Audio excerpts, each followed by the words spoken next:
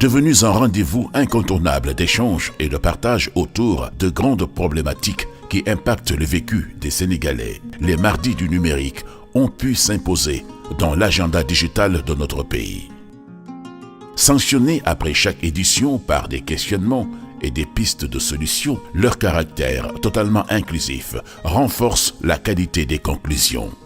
La première édition, organisée à la Chambre de commerce de Dakar, a porté sur le commerce électronique. Une grande première qui a permis de se demander comment booster les PME sénégalaises sur le marché domestique et à l'export.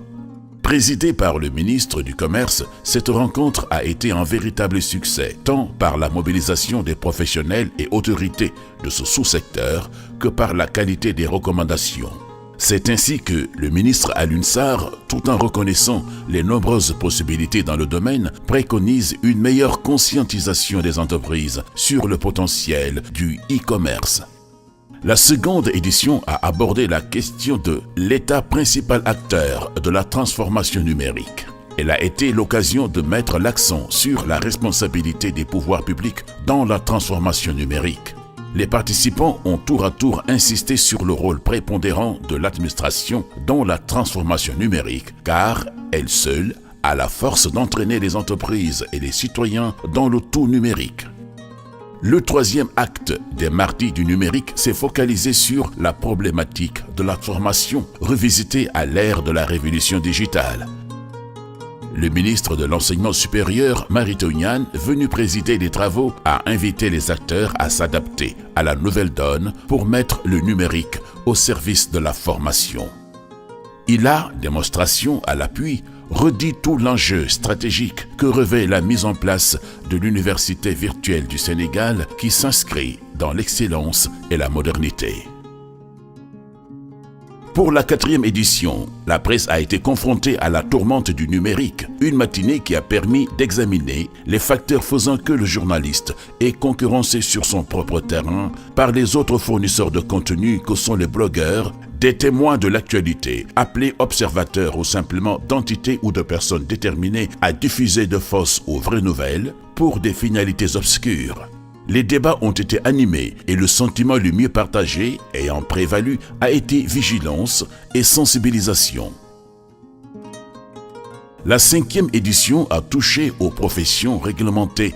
Pour beaucoup d'observateurs, il s'agit de faire le choix d'être ou de ne pas être. Le ministre Birima Mangara, en ouvrant les travaux, a exhorté les professions libérales à ne pas négliger les exigences de la transformation et les a rassurés sur la disponibilité de l'État à partager le chemin avec eux.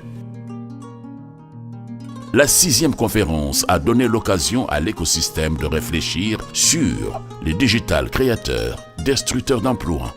Le président de API a préconisé un regroupement de toutes les initiatives dédiées à la promotion de l'entrepreneuriat numérique autour d'une sorte de guichet unique pour favoriser les complémentarités et éclairer les jeunes porteurs de projets.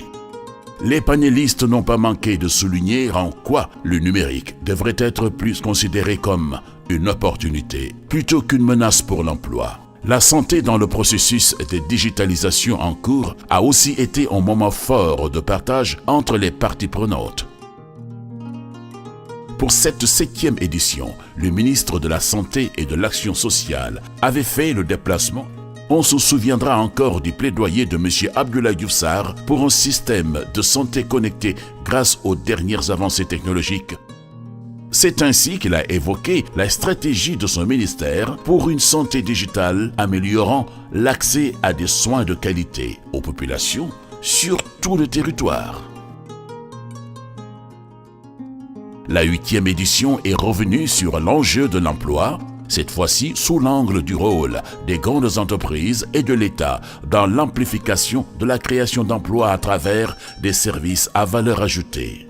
Le ministre de l'Emploi, Abdoulaye Diop, en présidant cette rencontre, n'a pas manqué de rappeler que si l'État doit appuyer son secteur privé, ces derniers doivent aussi être conscients qu'ils vivent dans un monde globalisé et que, par conséquent, ils doivent supporter l'idée que des entreprises étrangères puissent les concurrencer, même à domicile et inversement.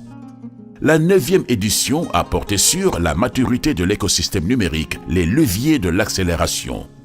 Le professeur des universités Abdullah Cissé a fait un brillant plaidoyer pour plus de prospective dans les politiques africaines en matière de numérique. Le directeur de cabinet du ministre des Télécoms a appelé les universitaires à produire davantage pour aider au développement du secteur. Une invite bien accueillie par les différents participants. Pour terminer l'année, la 10e édition a soulevé la problématique de la société sénégalaise face aux défis de la société de l'information. Venu présider les travaux, le ministre de la Justice garde des Sceaux a souligné la responsabilité collective des acteurs de la société sur la manière de mettre à profit la révolution numérique pour le bien-être des Sénégalais. Le docteur Fatou Sow Sarr a poursuivi que nous sommes dans une phase normale d'évolution de notre société et que la seule particularité est la vitesse de transformation. Elle prône une responsabilisation collective pour contenir les dérives. Le professeur Alex Corentin, père de l'Internet sénégalais, ajoute que les technologies contiennent les outils pour réguler sans censurer. Enfin, le président de l'API a fait le plaidoyer pour la mise en place d'un observatoire national des réseaux sociaux et insisté sur le rôle que doivent jouer les médias dans la sensibilisation en vue de protéger les populations, surtout les plus vulnérables. Rendez-vous a été pris en 2019 pour une autre séquence de dialogue, de partage sur le chemin de la construction numérique au Sénégal.